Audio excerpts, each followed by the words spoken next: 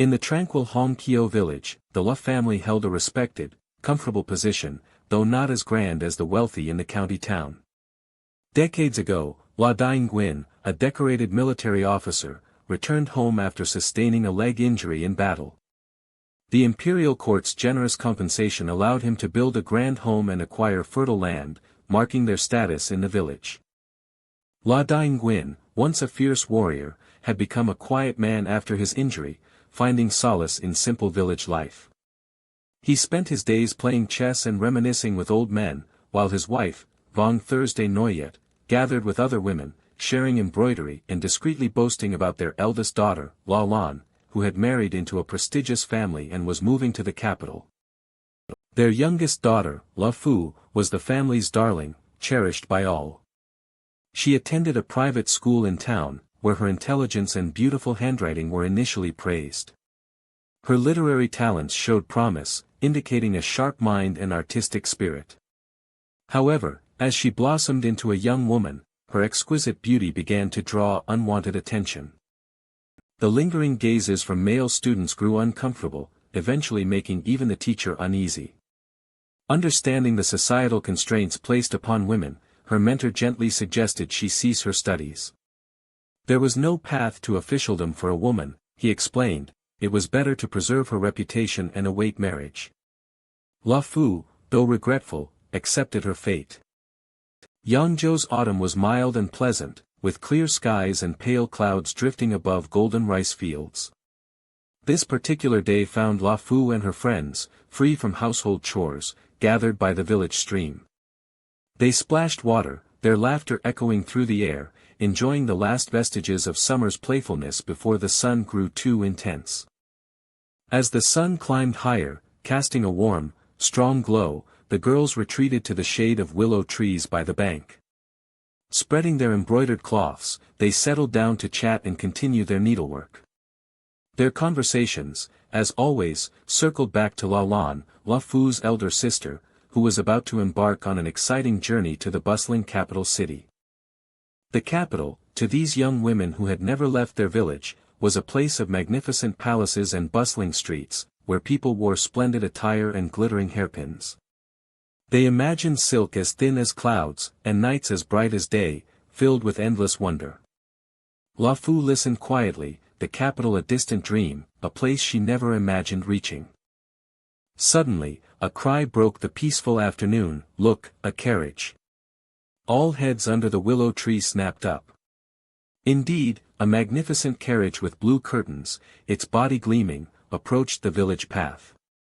It exuded an aura of grandeur far surpassing the La family's own vehicles. Riders on sleek black horses flanked the carriage, their hooves kicking up fine dust. As the carriage drew nearer, two figures became distinct, one tall and broad-shouldered, radiating an air of seasoned experience, the other, a refined young man, as straight as a bamboo stalk. His attire, though modest, could not conceal his elegant demeanor. The girls gasped, so handsome, even more handsome than a Phu's brother-in-law. La Phu felt no anger at the comparison. In fact, she agreed. Her heart gave a tiny, unfamiliar lurch, not of romantic stirrings, but a strange sense of wonder. She had never seen a man with such an understated yet captivating presence. He stood there, effortlessly drawing all eyes, his aura distinct from anyone she had ever encountered in the village. Outsiders, La Phu's friends were bold. With safety in numbers, they openly stared at the strangers, their curiosity unmasked. On the road, the younger man, Tu Vu, calmly averted his gaze from the group of girls, keeping his eyes straight ahead. His expression remained serene, as if they were merely another stretch of village road, a picture of tranquil indifference. Tu Vin, the elder man, however, allowed himself a few more glances. His eyes paused on La Phu's exquisite face, surrounded by her friends like the moon among stars. Sunbeams filtered through the willow leaves, illuminating her dark, lustrous hair and making her stand out.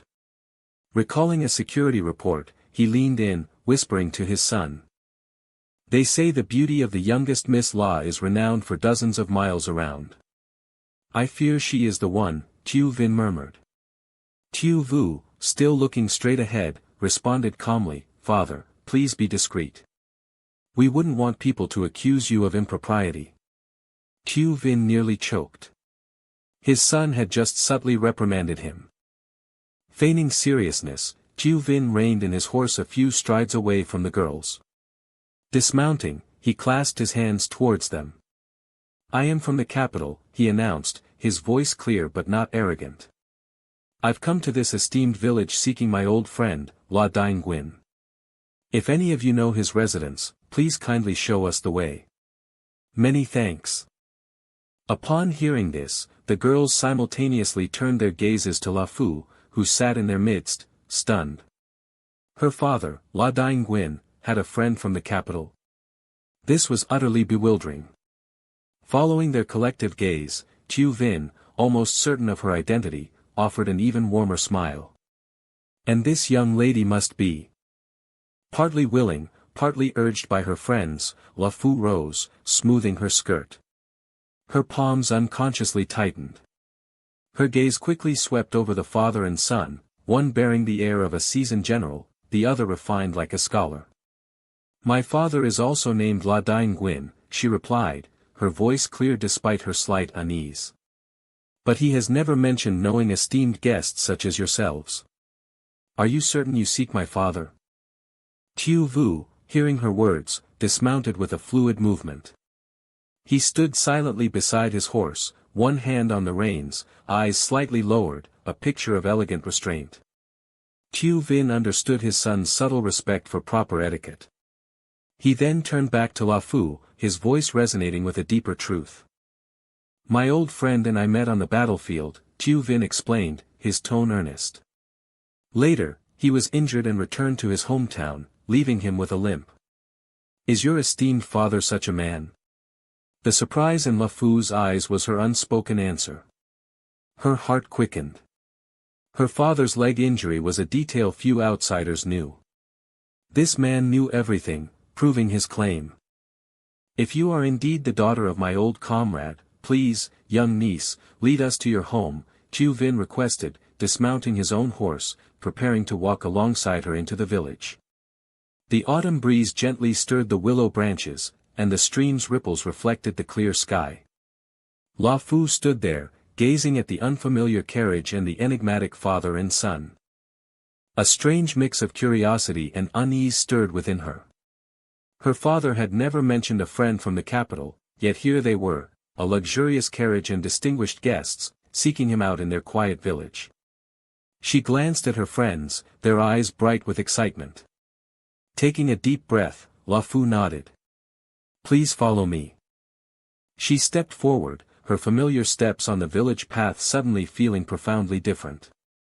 Behind her, the soft sound of hooves followed. Fu could not know that from this very moment, her life had quietly veered onto an entirely new course, like the small stream ahead, seemingly peaceful, but just one bend away from flowing into distant, unimagined lands. What destiny awaits her? Find out in the next part.